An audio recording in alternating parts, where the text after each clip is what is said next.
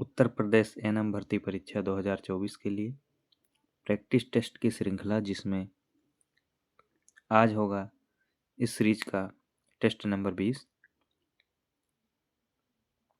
चलिए शुरुआत करते हैं। प्रश्न संख्या 1 कह रहा है, प्रत्येक स्तनपान के बीच का समय अंतराल लगभग होना चाहिए। बताइए, 1 से 2 घंटे, 2 से 3 घंटे, 2 से 4 घंटे, 1 से 3 घंटे। बताइए इसमें क्या सही होगा।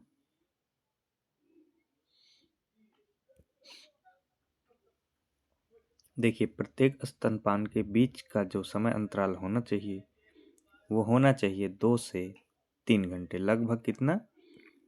लगभग 2 से 3 घंटे।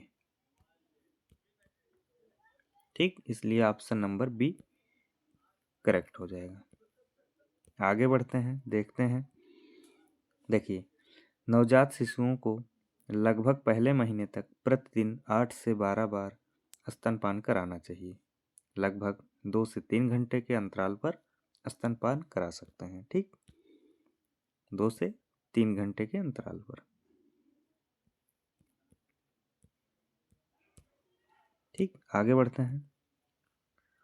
अगला क्वेश्चन कह रहा है, 24 घंटे में माँ अपने बच्चों को कम से कम स्तनपान कराना चाहिए। 24 घंटे में माँ को अपने बच्चे को कम से कम स्तनपान कराना चाहिए। बताइए कितना?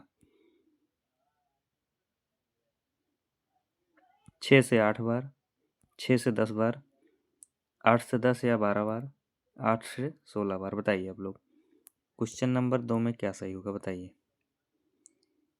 Question number 2। देखिए, इसमें हो जाएगा ऑप्शन नंबर सी, कम से कम 8 से 10 या 12 बार। आगे बढ़ते हैं, देखते हैं।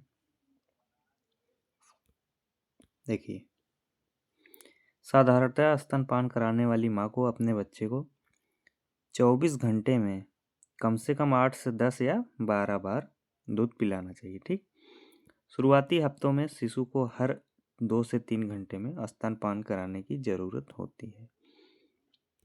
चलिए आगे बढ़ते हैं।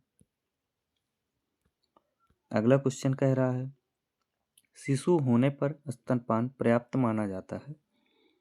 बताइए कब पर्याप्त माना जाता है? जब शिशु 24 घंटे में 6 से 8 बार पेशाब करता है, दूध पिलाने के बाद 2 से 3 घंटे सोता है, पर्याप्त रूप से वजन बढ़ता है। बताइए,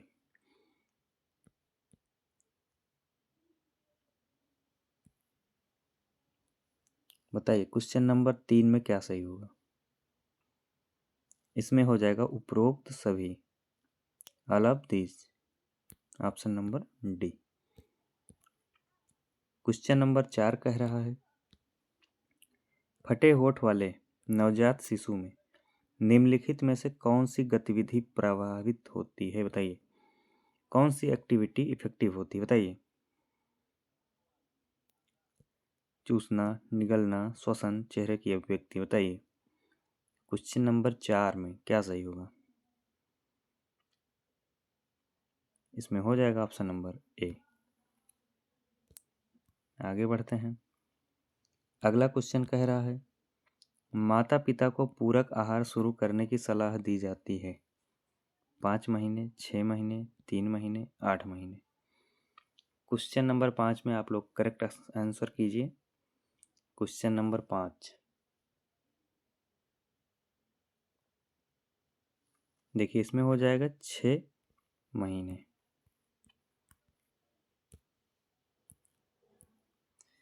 देखिए,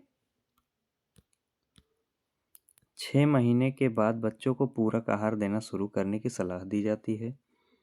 इस उम्र में बच्चे के शरीर और दिमाग का तेजी से विकास होता है और उन्हें माँ के दूध से ज़्यादा ऊर्जा और पोषक तत्वों की ज़रूरत होती है।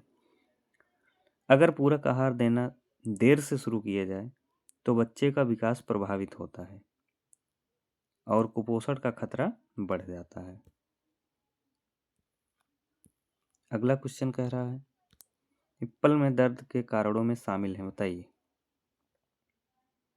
बताइए। 4 ऑप्शन दिया गया है, चारों आप लोग पढ़िए और इसमें करेक्ट आंसर बताइए।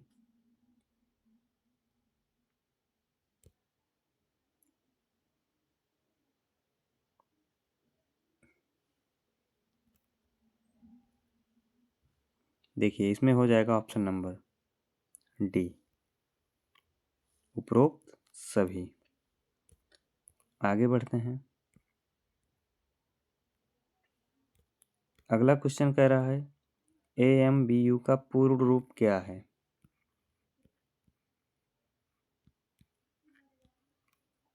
बताइए इसका पूर्ण रूप क्या है? कृत्रिम मैनुअल ब्रीदिंग यूनिट, अग्रिम सामग्री bag, airway manual breathing unit, air mark सांस, क्या है बताइए। क्वेश्चन नंबर 7 में हो जाएगा ऑप्शन नंबर ए।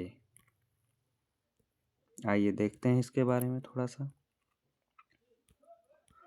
देखिए AMBU का फुल फॉर्म जो है कृत्रिम मैनुअल ब्रीदिंग यूनिट, यह बैग वाल्व मास्क को कहते हैं।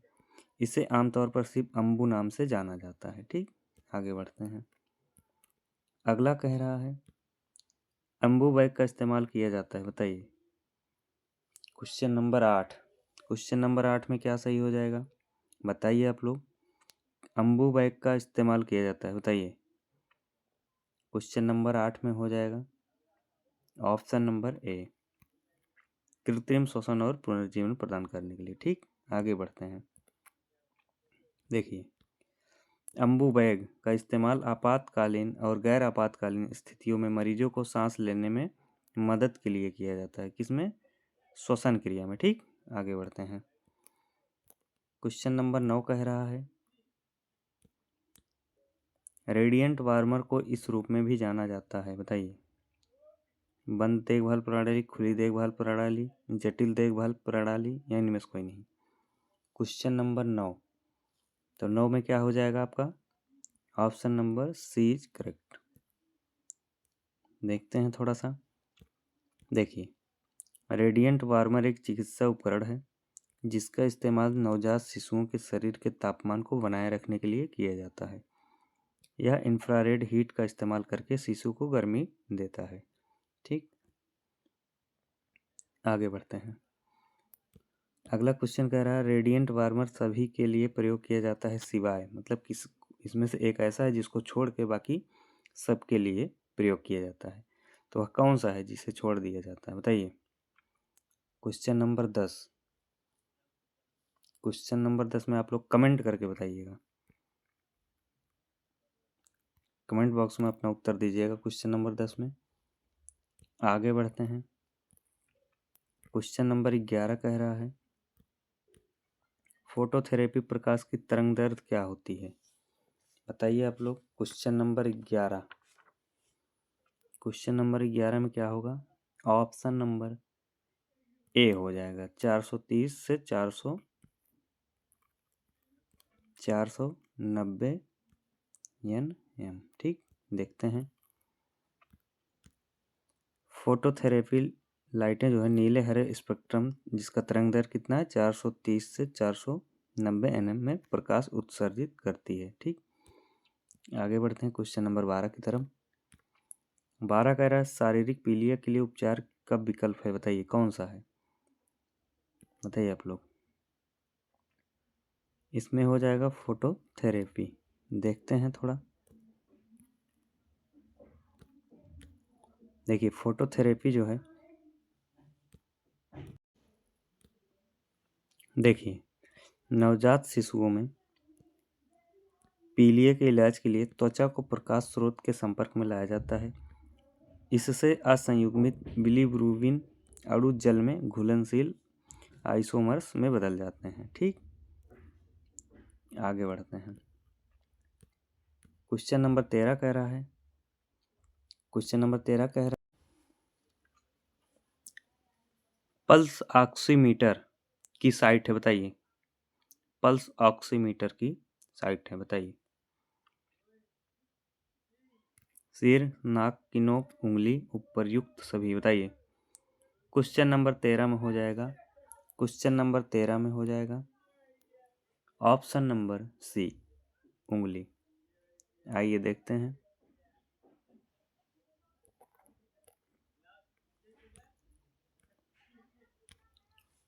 देखिए, पल्स ऑक्सीमेट्री एक परीक्षण है जिसका उपयोग रक्त में ऑक्सीजन के रक्त स्तर को मापने के लिए किया जाता है। यह एक आसान दर्द रहित माप है जो यह बताता है कि आपके शरीर के हृदय से सबसे दूर के हिस्सों जैसे कि हाथ और पैर तक ऑक्सीजन कितनी अच्छे तरीके से पहुंच रही है। ठीक, एक क्लिप जैसा उपकरण जिसे प्रोब कहते हैं, या क्लिप जैसा उपकरण जिसे प्रोब कहते हैं, शरीर के किसी अंग जैसे कि उंगली। ठीक, यहाँ देखिए आपका उत्तर आ गया, उंगली या कान के लोब पर लगाया जाता है। ठीक, यहाँ पे ऑप्शन क्या दिया गया था, उंगली। ऑप्शन नंबर सी हो जाएगा 13 का। ठीक, आगे बढ़ते हैं। क्वेश्चन नंबर 14 कह रहा है, पल्स ऑक्सीमीटर का उपयोग निम्नलिखित मापदंडों के आकलन के लिए किया जाता है सिवाय। बताइए किसको छोड़कर बाकी सबके लिए किया जाता है, तो वही जिसको छोड़कर किया जाता है उसी को बताइए आप लोग क्या होगा इसमें। क्वेश्चन नंबर 14 में आप लोग कमेंट करके बताइए क्या होगा।